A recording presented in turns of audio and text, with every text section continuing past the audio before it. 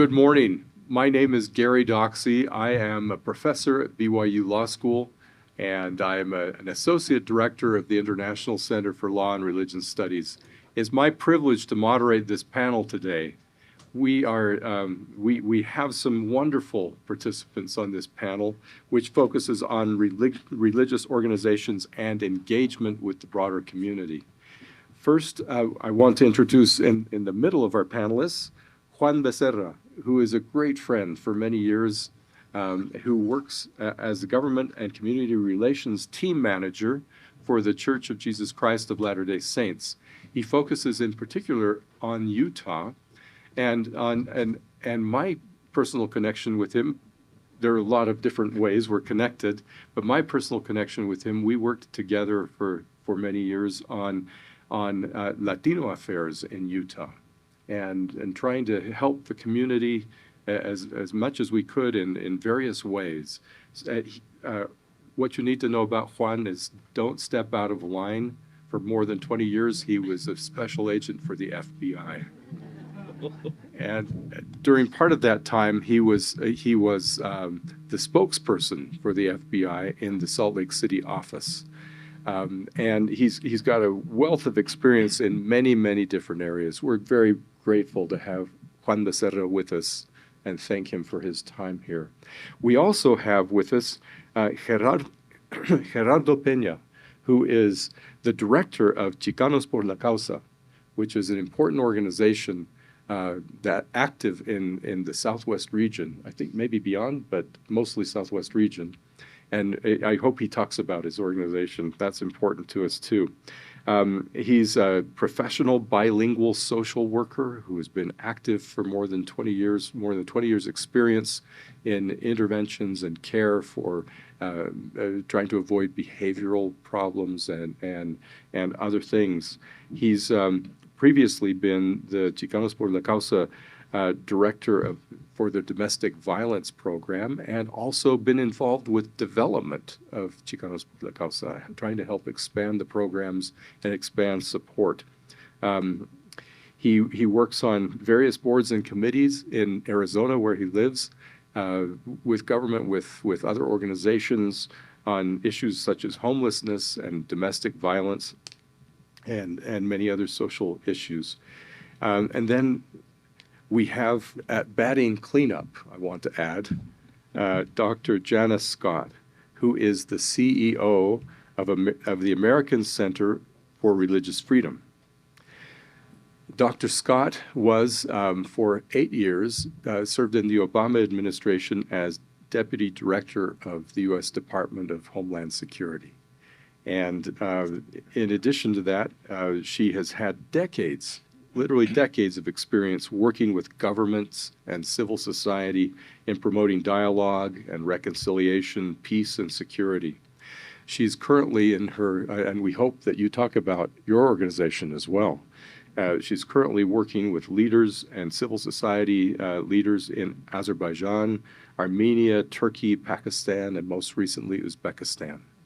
So this is a very august panel. We're so happy to have them with us, and let's give them a warm welcome.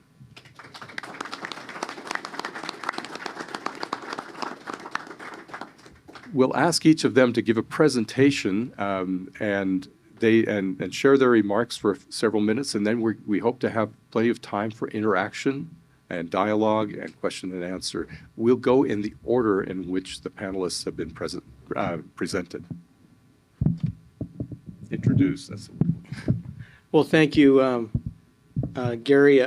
I'm sorry, it's hard for me to call you Gary without saying Elder Doxey. So I want to thank the university and especially the Center for Law and Religion for the opportunity to be here today.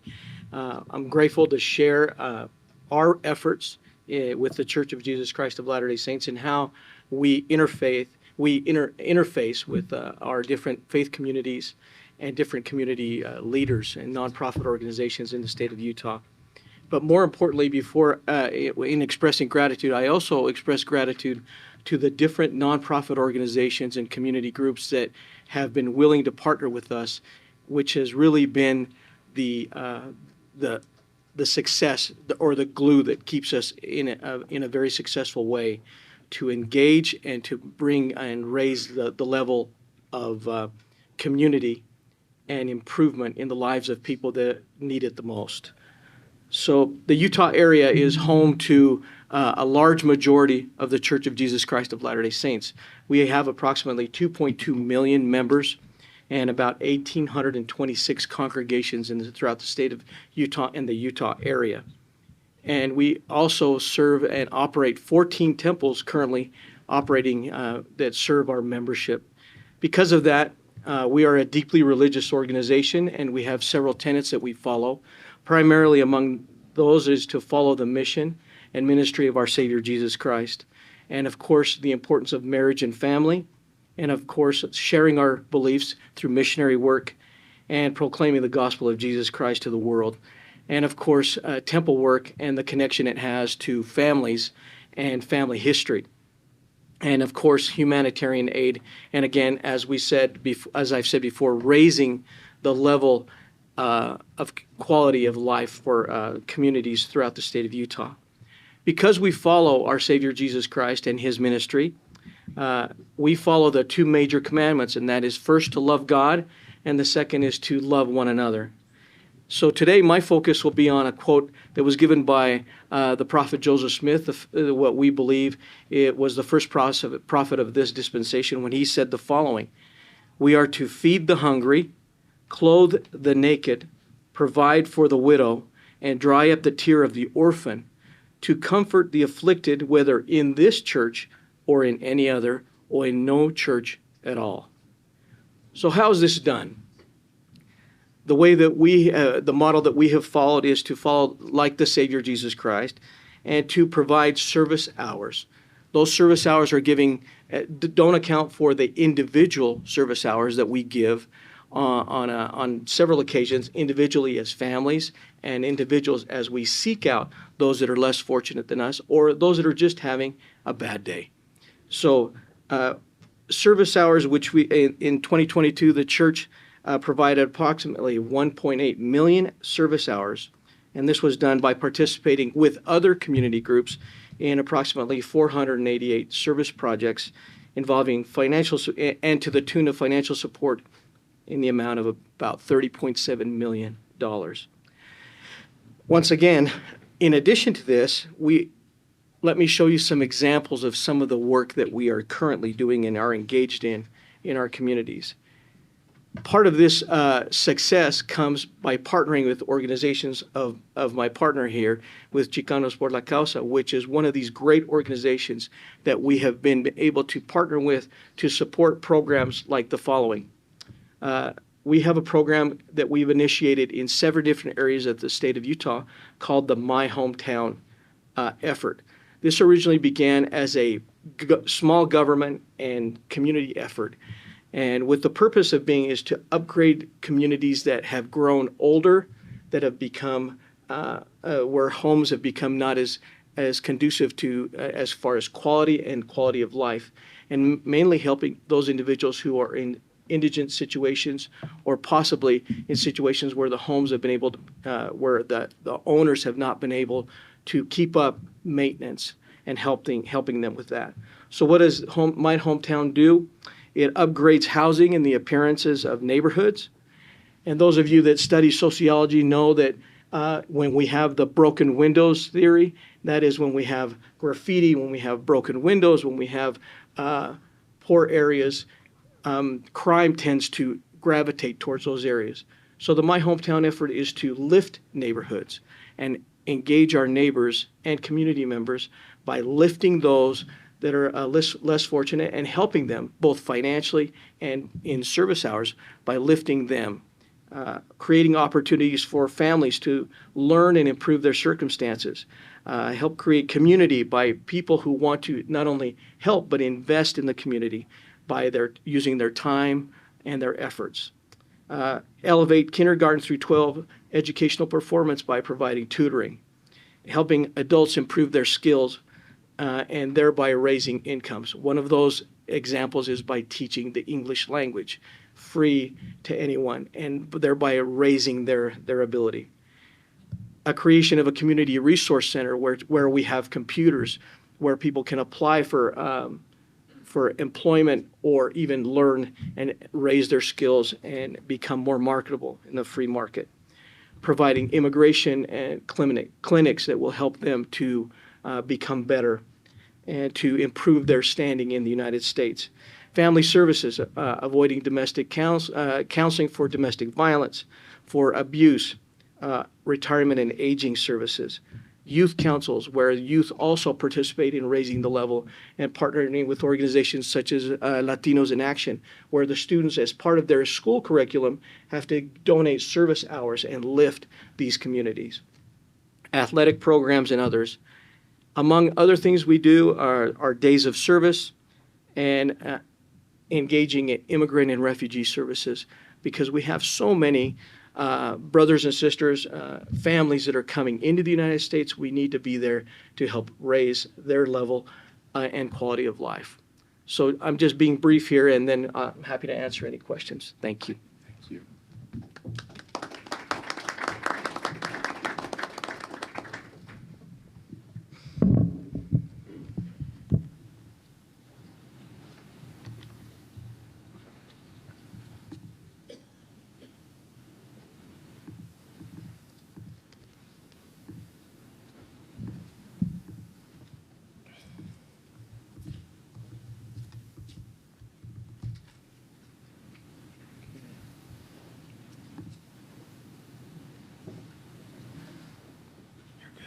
It worked. Technology makes me nervous, always. Great. Well, hello, everybody. As Mr. Doxey said, my name is Gerardo Peña. I work for Chicanos por la Causa, which is a community development organization. We like to say that's what we are. We do a whole lot more.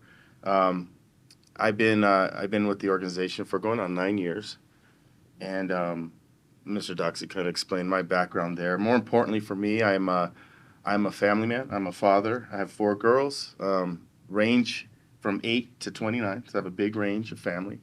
My wife and I are adoptive foster family, so we've adopted 3 of our girls. That's why I, at my age, have a 7-year-old, 8-year-old daughter.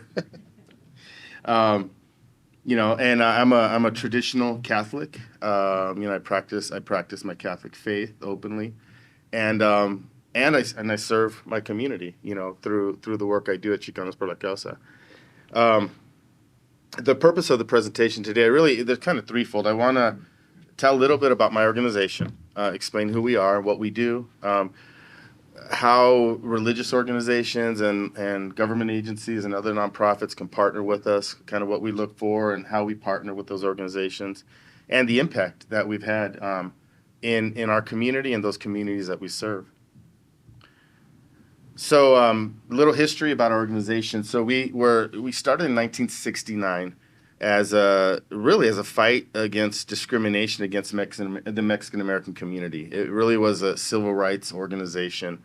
We were inspired by Dolores Huerta, Cesar Chavez. We have deep roots with that civil rights movement back in the 60s. Today we serve people of all backgrounds, but we started with a very small group of people that we wanted to serve. I don't know how many of you have heard "Si se puede." Is that a rally cry? That rally cry was actually coined in our corporate headquarters in 1972 by Dolores Huerta, and she was speaking about Cesar Chavez, who at that time was having one of his hunger strikes in our corporate office as well, in St. Rita Center, which was where we were in downtown Phoenix. So that's our connection to the community, and that's really where the word Chicanos comes from. That is our roots. At this point we've kind of redeveloped that word. Back in the day it meant a Mexican American descent, but really for us it really resonates with helping the underserved, helping the underprivileged, and people that really need a hand up, which is our mission. Our mission, our organization is we drive economic and political empowerment. It's kind of a heavy mission, but it really is the empowerment piece. And as our vision, simple 2-word vision, empowered lives, is what our organization feels. And ultimately that says everything that we do. We empower lives. We support We support our community. We support anybody that is marginalized. As of our last impact report, we've impacted more than 2 million people in that time frame. So today, we're far from that small organization. We're far from that little small civil rights movement. We have over $400 million in net assets. We employ over 2,000 employees with 80 different programs throughout the Southwest. We're in 5 U.S. states, and currently we have offices in Arizona, which is our headquarters, Nevada, Texas, New Mexico, and California.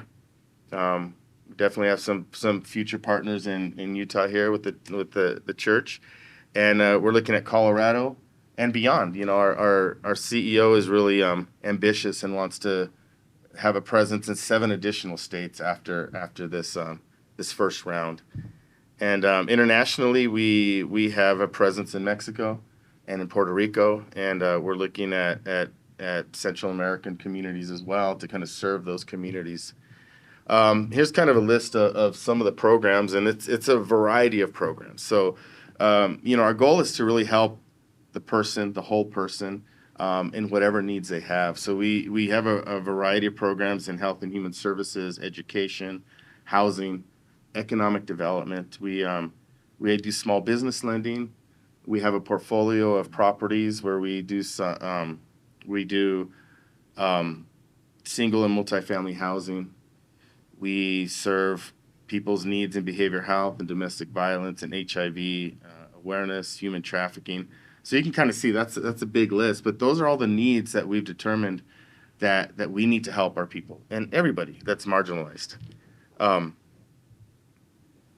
of the programs that I really wanted to focus on, something that I think changed the fabric of our organization, was the unaccompanied minor emergency intake shelter. So in 2021, we were invited by the federal government to participate in this program. So as you can all recall, probably around 2020, 2021, we really had a humanitarian crisis. It was a crisis that was didn't even know how to handle that situation. We had migrant children, unaccompanied, crossing the border, traveling 3,000 miles across Mexico into the United States seeking asylum, and our government had to react. So one of those was to kind of open up these really, really large intake shelters. The problem with that was that the providers that were willing and able to kind of open up these shelters, they were tent builders. They knew how to put buildings together, how to run facilities. They didn't know how to serve people, specifically marginalized Latino youth that really needed support. So kind of through the reputation, through the work that we've done over the years, we were asked to kind of be that piece of this big puzzle. And we were awarded a $353 million contract, which is huge. And really what we were asked to do is provide youth care, case management, counseling, medical services, recreation, education, transportation, everything that needed to help these children who were seeking asylum get from across the border to a sponsor family. And most of them knew who these families were. Our goal was to find out who these families were, to vet them, do a background check, and get these children to that location, and really to their final destination. But if you kind of think of this scenario, we embarked in this little town in Donna, Texas. We had no presence in Texas at that time, and we were asked to put together this huge facility. And because of who we were, because of the size and the ability to kind of manage with these large numbers, we were able to hire 1,600 employees in a 4-month period. And we really kind of had to create our own little world there. And we had our own human resources and our payroll management, compliance. All this had to kind of embark, and it really was all hands on deck. Our organization, we were asked to put this together in a short period of time. Our CEO made a call he asked every able-bodied employee of Chicanos por la Causa, if they're able to, if they can leave their existing work for a short period of time, come and embark in this endeavor with them. And there was 80 plus of us, 80 or more people that was one of those that kind of went into this town, and we started doing the work until we can hire the staff to do this. Our CEO loves to tell the story how, he covered the first night shift, and he was there with these kids and he was doing intakes.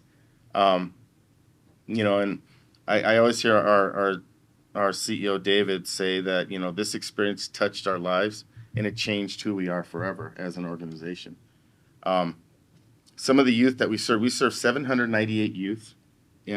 This contract, although we were awarded a 1-year contract, it ended within 5 months.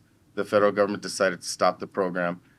So within 5 months, we ramped up 1,500 employees, 1,400 kids housed, all the way down to zero. Kind of did this big loop. It was a little heart-wrenching and hard, but we did it. We reunified 1,475 of these children.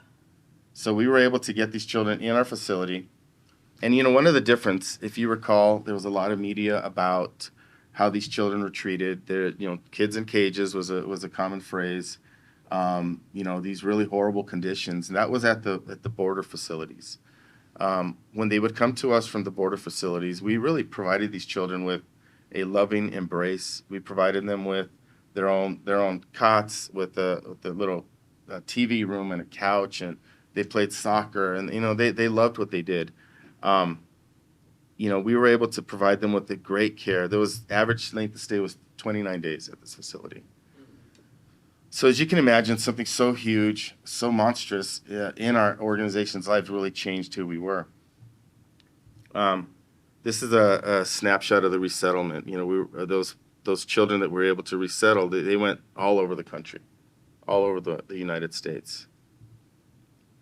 And it's kind of inspired us to really expand in our refugee programming. So we now have a refugee program, and we have since then opened up 2 additional shelters, smaller shelters, between 50 to 75 children. And these are, again, the same population of refugee children seeking asylum. And now we can hold on to them a longer time and do the same work we did on a smaller scale. And we're continually looking for additional contracts with the Office of Refugee and Resettlement. We have a large workforce services program for refugees, similar to what they do here in the Welfare Center, and where we provide them with support, with workforce education, teaching them English and teaching them how to kind of get and acclimate into our community. And we have several human trafficking programs. So I know my time's getting short here, but I really want to talk about how we as an organization, as a nonprofit, as a large nonprofit, are able to partner with religious organizations, with government agencies, and with other nonprofits. So one of the things we look for is mission alignment. I think I heard that in the initial breakouts, that we are aligned with the same mission as many religious organizations. Our goal is to help the underserved, to help those communities. All that resonates with me as a Christian man as well, that this is the mission. Our missions are aligned. We look for organizations that have heart and community connections. We amplify the good work of these organizations. That's kind of what we like to do, is amplify what they're already doing. In California, we're recently affiliating with 2 smaller nonprofits that are struggling. They do great work. One of them's been around almost as long as we have, 50 years, working in the Los Angeles area, and they're struggling. They're struggling with lots of factors. Got them to a point where they probably would not survive financially the next 6 months. So we come in, we don't change who they are, we don't change their mission, we don't change their name. We support them with that back office needs, with that financial support, and we help amplify what they do. We help amplify the work that they're already doing in that community. We also look to fill a gap. So we don't just go into a new area and say, we want to do this, and that. We look at the area and we say, this is the needs of this community. How can we fill that gap? that's another partnership with Mr. Becerra here in the church, is that, there is a huge need in Salt Lake City and in Utah, and we want to dive into that and really help support the community. And sometimes it's the right place and the right time. Sometimes there's the opportunities come up. So how can we help? One of the big ways we help is we have the capacity as an organization. We've developed all these internal processes. We have a really large back office where, we've created a sophisticated compliance and legal and finance team. We have a really well-developed human resources team. And we really kind of create a space for these smaller organizations to kind of leverage who we are, leverage our experience, and help them grow and kind of give them a leg up. For large organizations like the church and big organizations, we provide that cultural competency. We can really understand the marginalized communities that we serve, and we really can support them. I want to tell a quick story about Sister Norma Pimentel with Catholic Charities. So in Texas, in our endeavors in South Texas, one of the barriers we had was when these children aged out and turned 18. We really did not have we couldn't do anything with them. They were completely out of our care. We should have returned these children back to Customs and Border Control, and they probably would have eventually been deported. That does not fit with our vision and our mission as an organization. We don't see a difference with a young man that is 17 years and 365 days, no difference between 18 and 1 day. Same kid. So this kid who traveled 3,000 miles shouldn't just be put back. So Sister Norma has, and maybe many of you know her, she's Googleable. She's someone that a lot of people know her work, but we happened to communicate with her a couple weeks prior to us kind of, coming into this field. And she runs a nonprofit charity through Catholic Charities, and her whole goal and mission in life is to support these children. So she agreed. First day, we had a child that was turning 18. We didn't know what to do. We didn't turn him back. We kind of separated him from the other kids. We called Sister Norma and said, we have this dilemma. We quickly, got into a partnership with Catholic Charities, and they agreed that as these children aged out, they would go to her. She would house them, provide them with refuge, and finish the work that we were doing in trying to get them to their host families. So that's a partnership with a religious organization that on the spot we had to make work, because it was somebody that we were not going to just put this child out. And that's an example of a partnership. So I want to talk a little bit about our impact as an organization. So in Texas we had a huge impact. In the Rio Grande Valley we had 980,000 economic impact. But at CPLC as a whole, we directly impacted 90,000 people, indirectly 180,000 people. So those are huge numbers of people that we have touched, we have affected, and impacted their lives. And there's a couple of slides, total impact, economic impact in Arizona over the last 15 years is $2.9 billion. That's a huge impact in our community. So I'll leave it at that. Sorry I went long. Thought we want to talk about it. Oh, and one more thing. Race and ethnicity. A lot of people think CPLC, we serve only Hispanics. That's who we do. It's in our name. It's in our title. 49% of the people we serve are non-Hispanic. So we serve the community that needs it the most. So it's not an exclusive. It's everybody, whoever needs our help. So I'll leave it at that. Thank you very much. Thank you.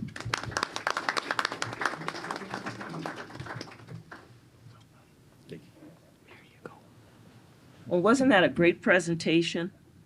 I mean, honestly, when you think about the work that CPLC does, I'm from Arizona, so I'm very familiar, and the connection with faith communities that they provide is just really something that we need to be doing more of. And so before I start, I'd just like to thank and really give honor to the Institute, my colleague Gary Doxey, my colleague Elizabeth Clark, and all of those who funded this great event. I also want to acknowledge a friend of mine who's in the audience, Nicole Sterling, Thank you so much for being here with me. My slideshow is short, and as a preacher, I have to tell you, I have to be careful, and so I'm putting on time as well to make sure that I don't go over. But before I start, I always like to know who is participating. So if you are a lawyer, would you raise your hand? Wonderful. So great to see so many lawyers here. If you are a person of no faith at all, would you raise your hand if you feel comfortable doing that? How about a faith other than Christian? Thank you so much. And I know my colleague from Scientology was here a minute ago. I think she had to step out. And of course, I'm a follower of Jesus, and I'm a friend to the Church of Jesus Christ of Latter-day Saints. And I'll tell you a quick story at the end how that happened. But my work in religious engagement goes back many years. And, you heard Stephanie Summers talk about the 2 Ps. And I sat there thinking, okay, she's about to give my presentation. But she went a little bit of a different way. So I think I still have a little bit to offer. And the 2 Ps I want to talk about are how over the years and over various different governmental entities, we engaged faith groups in policy and in practice. And some of this, I'll skip over because if you were in the plenary session, you heard about the historical representation of faith-based groups in all kinds of services. And with things that have happened recently, we've seen even a broader expansion of that. There was a gentleman by the name of Bill Fry. Has anyone read his book, Diversity Explosion? It was written probably 10 years ago now. He talked about how America needed to get ready for the racial and ethnic explosion of diverse populations. I wanted to say to him when I read that book, given that, we've also got to get ready for the religious diversity that comes with that, particularly when we see people coming from other nations. And so all of these areas, and my colleague from Chicanos mentioned several of these, but all of these areas have gone back for decades with many of these mainline denominations, the Jewish Community Catholic Church, Church of Jesus Christ of Latter-day Saints, as well as African American churches. We've seen more engagement with some of our immigrant communities. So whether the engagement is called service, or whether it's called seva, or whether it's called zakat, or whether it's called tikkun olam, it's all coming from the same place. And that is a place that is rooted and grounded in love for your Creator, that is driven and moved by compassion, and that looks at the needs and seeks to serve them. And so if we can think about that for a minute and kind of forget about all of the divides of doctrine, in my faith tradition, Jesus once said to the Pharisees, you follow the doctrines of men. I follow the doctrine of God. And I think we could all do better as people of various faiths and even no faith at all, if we stop putting priority on the doctrines of men and really seek to what is God calling us to? What is love calling us to? My faith tradition says God is love. What is love for people calling us to? And so when I worked in the Obama administration, 8 years in the Obama administration, and thank you for giving me an automatic promotion there as Deputy Director of Homeland Security. I was a Deputy Director in Homeland Security, but it was over a certain section. Oh, well, I'll make you the director. Thank you. And that was faith-based and neighborhood partnerships. How many of you have ever heard of that? Some? Okay. It was started under, actually Clinton was even doing it with some of his work around Medicaid and Social Security. But President Bush really brought it into the forefront by establishing a lot of different offices of faith-based and neighborhood partnerships.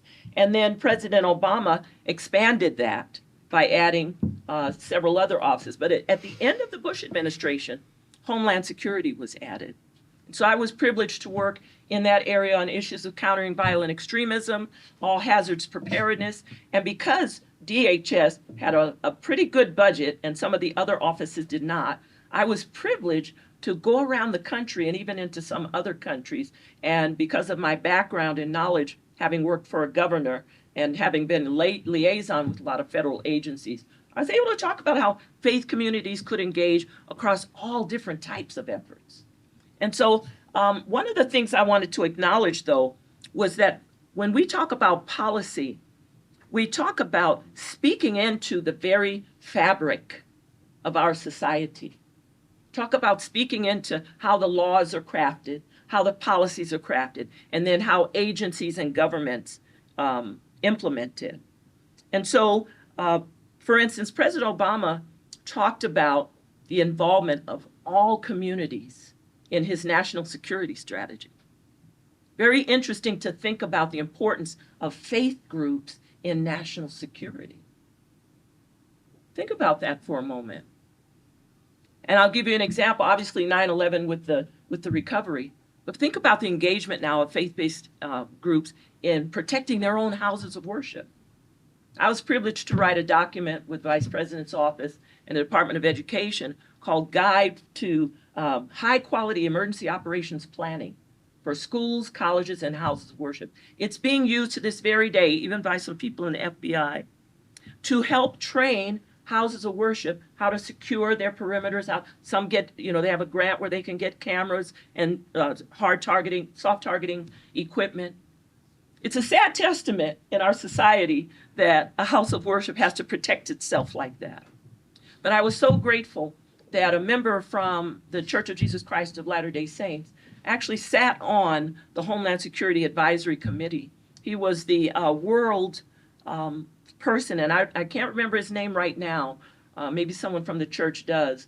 But they seeded so much into the conversation about how churches can protect themselves by collaborating with others so that we're not out there like islands. Other policy examples included criminal justice reform, particularly around police accountability after the George Floyd incident.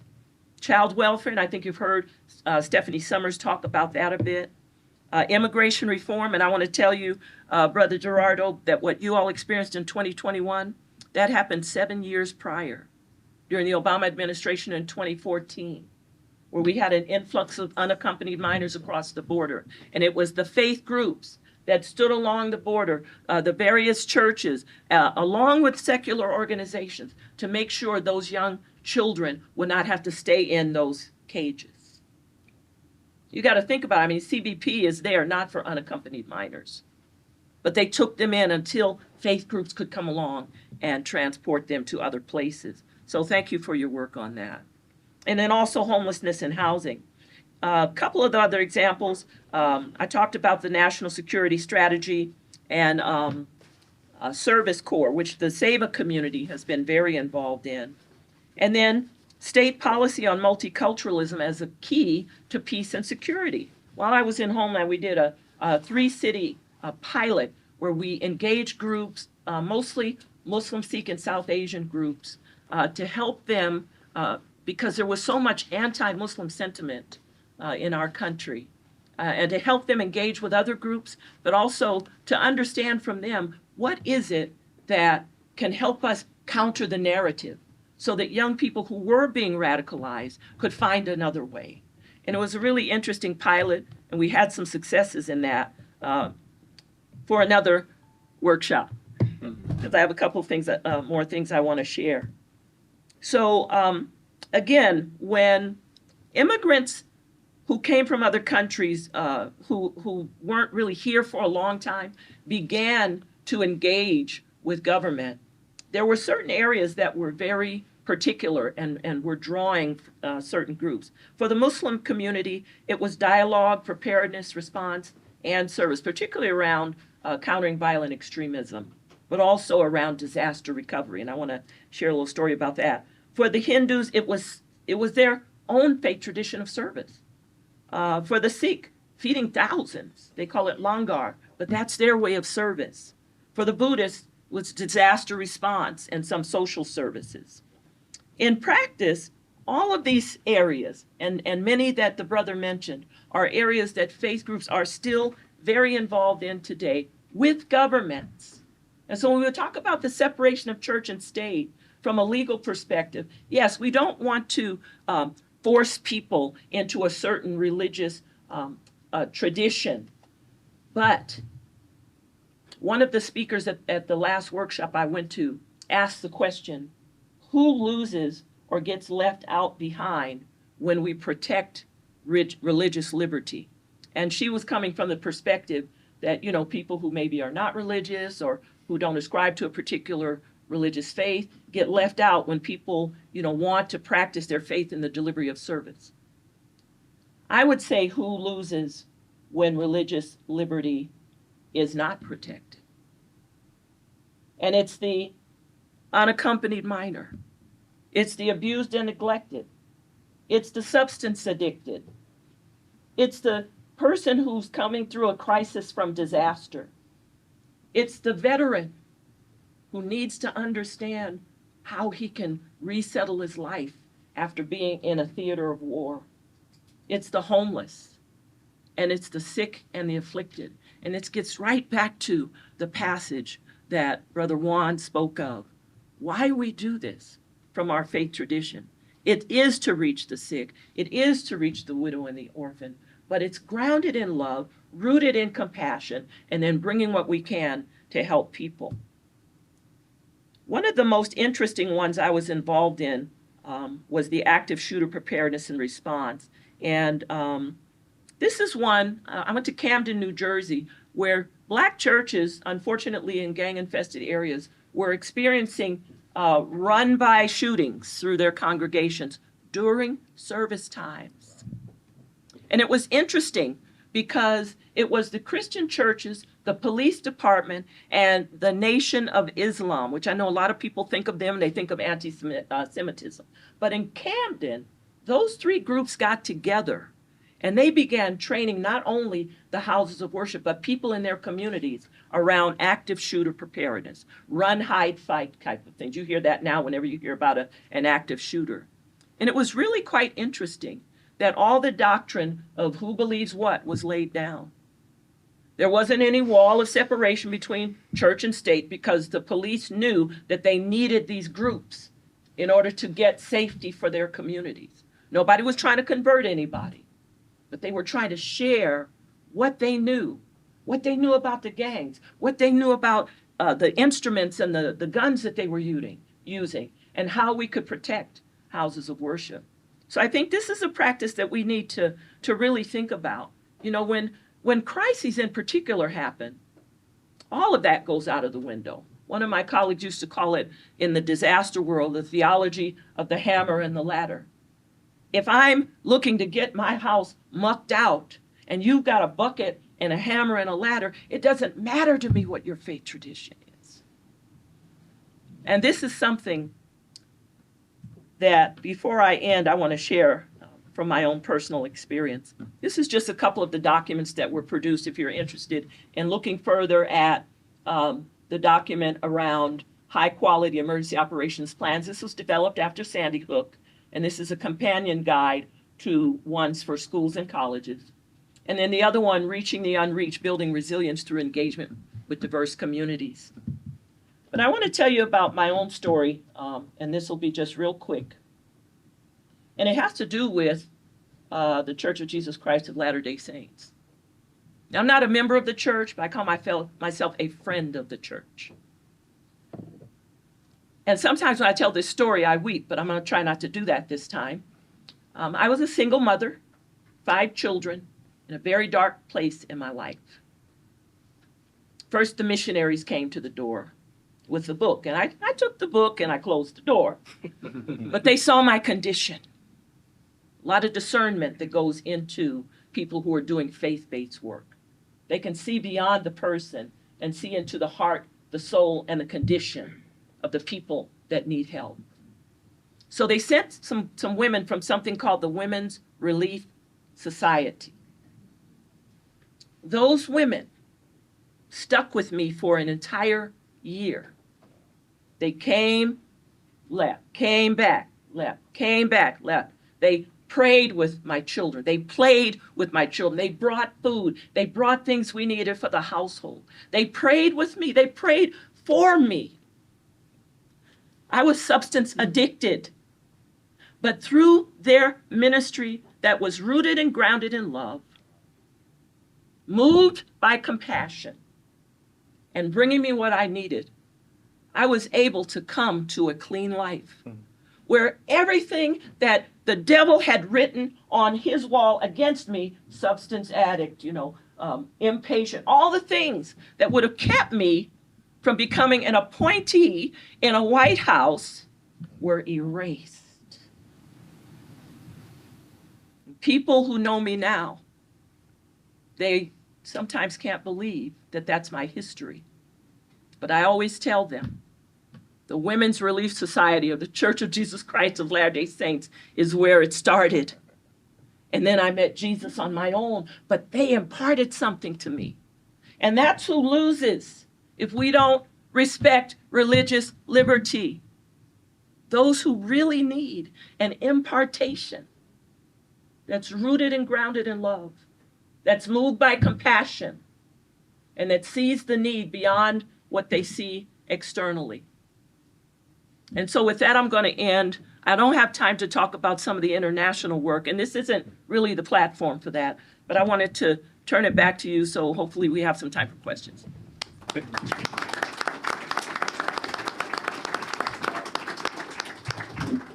Thank you so very much. We have some time for questions.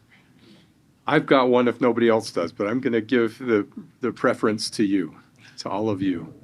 I will repeat the question because you don't have a mic and I do. So if you find me repeating, it's not because I didn't hear you.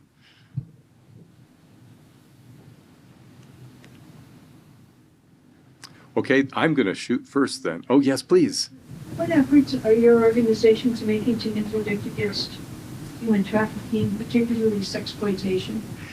The question is, excuse me, what efforts are your organizations making to interdict against human trafficking, especially sexploitation? I'd like to just start by answering the DHS Office for Faith-Based and Neighborhood Partnerships has a person who is dedicated to human trafficking, and they work across the agency and with other agencies to engage faith-based groups all across the country. And if anybody's interested in connecting with that office or that move, I would be glad to give you the contact information for Nicole Woods is her name. Yeah, my organization, we have several programs funded through the Office on Violence Against Women and Office OVC. I'm not sure what OVC stands for. But, we serve victims of human trafficking. We provide housing. We do work on the ground as well, some prevention work where, we have people that are going in, partnering with the local police department in Phoenix, actually going to these locations where there's sex trafficked women, and just going to them, meeting them where they're at, and actually spending time with doing some testing, providing them with food boxes, giving them some resources, and really not really taking them out of there, but letting them know that there's opportunities. And we, that's been really successful, and that's really a grassroots on the ground work that some of our staff are doing. Thank you. Can I yes, add, please. add to that? The church also is involved in what we call the Utah Correctional Committee. And what we do is we work with women that have been incarcerated who have been victims of sex trafficking and try to transition them as they're coming out of custody and into the world by giving them opportunity to have food, a place to stay, and also transitioning them into work using the Transitional Services Office that we use in the state of Utah. Thank you very much. Other questions? Yes, please. I know this is mostly about within the United States, but some of you have mentioned the work abroad that you do. I would love if you could touch on how you engage in the work abroad. Is it mostly with acute humanitarian crisis, or is it with community building, and if so, how do you partner with organizations in the So the question in brief is, we know that you do some work abroad. We haven't heard too much about it here, but we'd like to learn more. How do you engage? I won't go into all the details, but a very good question. So is that okay if I go first? The church is divided into 25 different areas, and each area has an area presidency. And within that ecclesiastical structure, there are what we call communication councils.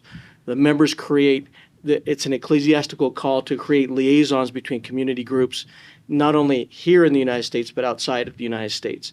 And we combine our efforts with local community groups, government groups, to address the needs of individuals. And that's how we're able to reach out and basically have boots on the ground, or the rubber hits the road, any way that you want to couch it. But that's how we address those local needs. And then the area presidency, using the ecclesiastical structure of the church, they're able to give and provide need to those that are less fortunate. So the American Center for Religious Freedom, just briefly, our work really started with my work in the Obama administration with Turkey and Azerbaijan, working with governments mostly, but then connecting to faith leaders in country and through them to the people on the ground. My work now really is starting more so with the people on the ground and community building. I'd like to just share one example from my recent trip to Uzbekistan, which we're just entering into. But we were able to visit a part of the country where the Aral Sea is drying up, and we think there's maybe something even in the groundwater that is causing a lot of miscarriages.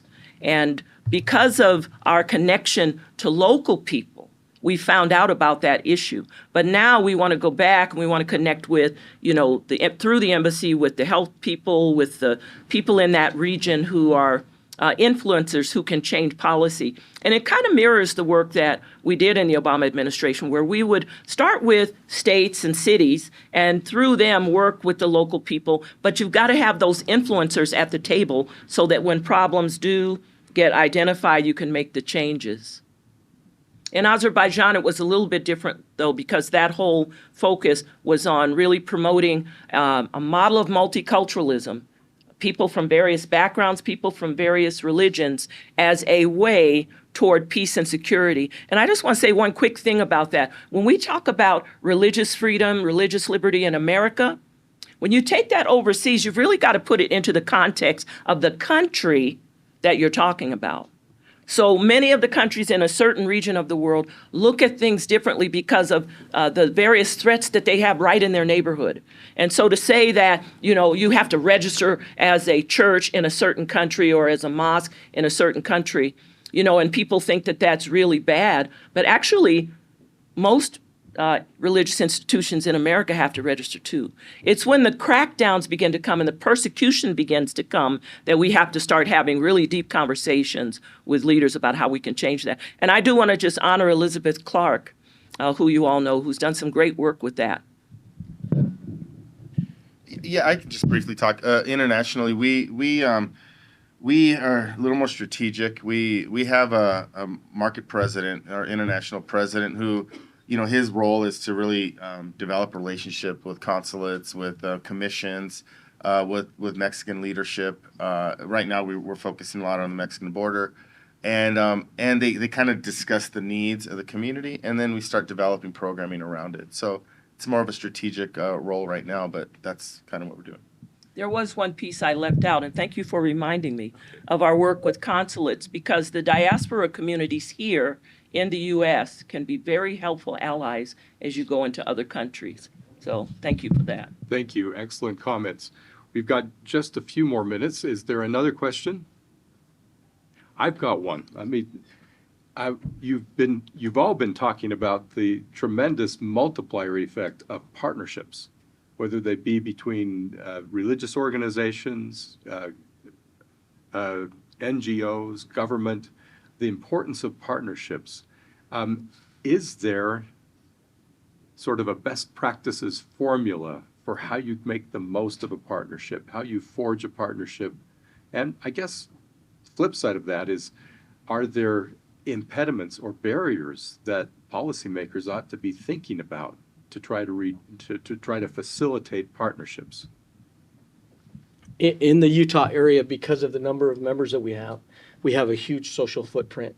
A lot of times I mention when I work with other community groups that we're the 800-pound gorilla in the room. our philosophy is we want to be a part of the choir and not a soloist. So whenever we engage with other groups, the first question that we ask is who else is involved and who else can we get involved? Because we're stronger when we mix and we work together instead of working in silos. It's much easier if we're able to engage as part of a group together. And when that happens, the magic happens, so to speak. I think everyone that has ever done any kind of charity work, there's a special change in a person when you serve together, regardless of what your cultural differences or your religious differences are. And when that happens, I like to call it the magic happens. I love what Gerardo had on one of his slides when he started out with mission aligned and all the steps, because that really is an important key. I just want to add one other, because there are a lot of smaller groups and para-churches that, might be the 15 centimeter ant in the room with the 800-pound gorilla. And so the idea of technical assistance and capacity building and really helping people understand the landscape is another key term. But I want to give Gerardo a chance, because that was a great slide you put up about that. Yeah, and I was going to kind of reflect a little. Sometimes we feel like that 800-pound, gorilla in the room because of the, when we're working with our peers in terms of nonprofits, and then sometimes with that little ant, we're working with an organization like the church, Latter-day Saints. So we really are flexible in the work we do, but I think the secret sauce is mission alignment. It really is. It really is. We have to be aligned. We have to share the same vision. When it turns into on the opposite side, when it turns into financial gain, or when we're looking at opportunities that are going to impact us financially in a positive way, a lot of times that doesn't work out. God works in a way that allows us to align these missions, and it works out for everybody. And ultimately, who wins are the recipients of the work we do together in partnerships. Can I just add one more thing? One of the things that we do that has been very successful in aligning everyone to be involved is the creation of what we call community resource fairs. And that's when we invite government, local community groups, and other resources, for example, employment agencies, employment services. Here in Utah, there's something called the Utah State Office of New Americans, where we're encouraging people who are residents of the United States to gain their United States citizenship, raising that ability again to be better, to have a better quality of life. Using these community resource fairs, they're driven by individual congregations within the church, and then inviting those people that are in their immediate area to help cooperate. And what does that do? It lifts an entire community by doing that. Thank you. Other comments? We could end 3 minutes early, but let's use this 3 minutes. Does someone have? Well, I'm going to turn to each one. If you've got any closing remarks. I'll just start by, of course, being from Mexico. One of my favorite quotes is from a president of Mexico, who said, "Among individuals and as among nations, respect for the rights of others is peace." And then drawing upon what our president, a member of our first presidency, said, "I earnestly invite all religious leaders and associations to coalesce more effectively, and that often means out of court, to seek peaceful resolution of painful conflicts between religious freedom and non-discrimination. This does not require an examination of doctrinal differences, but to build bridges and common beliefs and coming together." And we follow what our prophet Russell M. Nelson said, to expand our circle of love and embrace all in the human family. You know what? The very last slide that I don't know if you got to read, and I'll quote. It's a quote from Mother Teresa. It says, "We know only too well that what we are doing is but a drop in the ocean. But if the drop were not there, the ocean would be missing something." And really, ultimately, that kind of sums up the work we do. Every bit of work we do is important, and it would be noticed if we weren't doing what we do.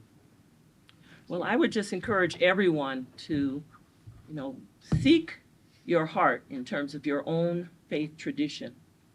And think about your faith tradition being so key to the integrity and the social fabric of an American society, of a democracy, as the man said at the first session. For me, I think about my faith tradition. You know, for me, Jesus is king. And he has everything that I need and that what I believe everybody needs. And so it's up to me to take the goods of the kingdom and lovingly distribute them as best I know how, and in ways that help me also connect to others who may not be of my faith, who may not have any faith at all, but who are able to see the need of people and to see that need important to the preservation of our society. Really to the preservation of human life, because we're in such a global system now that what we do here not only affects a whole globe today, but it will affect the globe for generations to come. So I ask you to do that. Search your heart about your own faith tradition. And how can you, through whatever it is that you find faith in, use that to distribute the goods of your faith tradition in partnership with others around the world. Thank you very much to every one of our panelists. We really appreciate your message. I've got to just add before we applaud that we'll have a lunch break now and come back at 1:30 for a general session, so you can be watching your clocks in that regard. But let's thank our panelists for a stimulating conversation.